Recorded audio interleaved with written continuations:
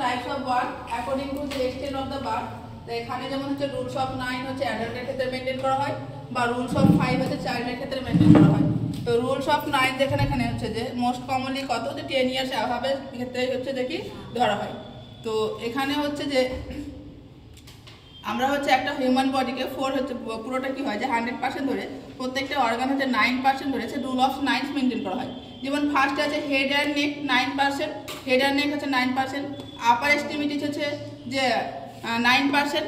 তো আমাদের এক্সট্রিমিটিস কত দুটো রয়েছে, তাহলে আমাদের কি যে 9 × 2 তাহলে হচ্ছে 18%।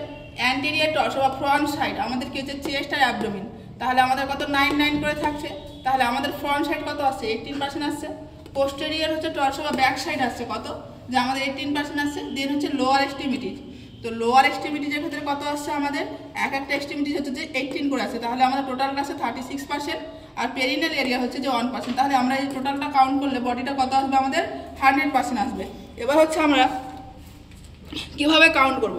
দেখা গেল কোনো পেশেন্ট এসছে যে আমাদের কি হচ্ছে যে সামনের চেস্টটা পুড়েছে, তাহলে এটা কত আসবে 9% আসবে। বা দেখা গেল সামনের হচ্ছে ফেসটা পুড়েছে, তাহলে কত আসবে 4.5 আসবে। এভাবে আমাদের কি করতে হবে রুলস অফ 9 মেনটেন করে ক্যালকুলেট করতে হবে। দেন হচ্ছে আমরা মাইল্ড বার্ন কখন বলবো, মডারেট বার্ন কখন বলবো, আর সিভিয়ার বার্ন কখন বলবো। মাইল্ড বার্ন তখনই বলবো যখন হচ্ছে যে কি less than 10% of total burn surface area থাকবে, তখন আমরা তাকে কি বলে, তাকে মাইল্ড বার্ন বলে।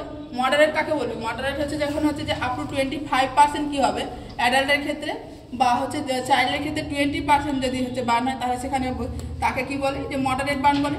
সিভিয়ার বার্নের ক্ষেত্রে কি হয়, চাইল্ডের ক্ষেত্রে হচ্ছে যে মোর দেন 20%, আর অ্যাডাল্টের ক্ষেত্রে হচ্ছে যে কি 25%। এবার আমাদেরকে ফ্লুইড ক্যালকুলেশন করে হচ্ছে সব থেকে বেশি যেটা দেখা যায় পেশেন্টের ক্ষেত্রে ফ্লুইড ভলিউম ডেফিসিট দেখা যায় বার্ন পেশেন্টের ক্ষেত্রে। তো ফার্স্ট আমাদের কি করতে হয় যে ফ্লুইড রিসাসিটেশন করতে হয়। তো এখানে আমাদের হচ্ছে সব থেকে হচ্ছে ফ্লুইড অফ চয়েস অফ বার্নের ক্ষেত্রে হচ্ছে যে RL থাকে। তো এখানে যেমন একটা পার্কের ফর্মুলা মেনটেন করে আমরা কি করবো যে ফ্লুইড পেশেন্টকে ম্যানেজমেন্ট করবো। তো এখানে পার্কে যে সূত্রটা থাকে সেটা হচ্ছে 4 ml RL into body weight into kg into total burn surface area. এই সূত্রতে বার করে কি করা হয় ফ্লুইড পেশেন্টকে দেওয়া হয়। তো ফার্স্ট যে হচ্ছে যে কি যে ফ্লুইডটা বেরোবে তার হাফটা অংশ কি করা হয় যে ফার্স্ট 8 আওয়ার্স দেওয়া হয়, বাকি হাফ পোর্শনটা কি হচ্ছে যে বাকি হচ্ছে 16 আওয়ার্সে কি করা হয় দেওয়া হয়। এবং আফটার 24 আওয়ার্স বার্নের পরে ফ্লুইড ক্যালকুলেশন করা হয় 2 ml RN into weight into KG আর হচ্ছে টোটাল বার্ন সারফেস এরিয়া। যেমন একটা এক্সাম্পল দিয়ে বোঝানোর চেষ্টা করেছি যে একজন পেশেন্ট এসছেন, তার ওয়েট হচ্ছে 50 কেজি এবং পেশেন্টের বার্ন হয়েছে 20%, তাহলে এটা কোন ধরনের বার্ন হচ্ছে 20%, মানে এখানে মডারেট বার্ন হচ্ছে পেশেন্টের ক্ষেত্রে।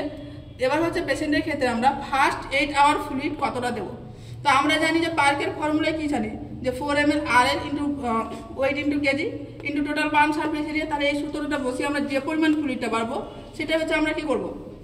তো আমরা বসিয়েছি, তাহলে এখানে কি আছে RL 4 ml, দেন হচ্ছে আমাদের ওয়েট কত আছে 50, দেন হচ্ছে আমাদের হচ্ছে বার্ন সারফেস এরিয়া হচ্ছে 20%। টোটালটা যেটা ক্যালকুলেট করে আসবে সেটা হচ্ছে 4000 ml। বা হচ্ছে আমরা কি করছি যে ফ্লুইডটা পাবো সেটা আমরা কি করব তার হাফটা আমরা ফার্স্ট 8 আওয়ার্স দেবো।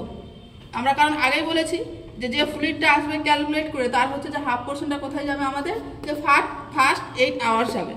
দেন বাকি যে পোর্শন ফ্লুইডটা থাকবে সেটা হচ্ছে নেক্সট হচ্ছে 16 আওয়ার্সে যাবে। এবার আমাদের কোশ্চেন হতে পারে যে কখন থেকে আমরা ফ্লুইড ক্যালকুলেশন টাইমটা ক্যালকুলেট করব। যখন পেশেন্ট বার্ন হবে সেই টাইম থেকে কি করতে হবে আমাদেরকে যে বার্ন পেশেন্টের ফ্লুইড ক্যালকুলেশন করে দিতে হবে। তো আজকে এই পর্যন্ত।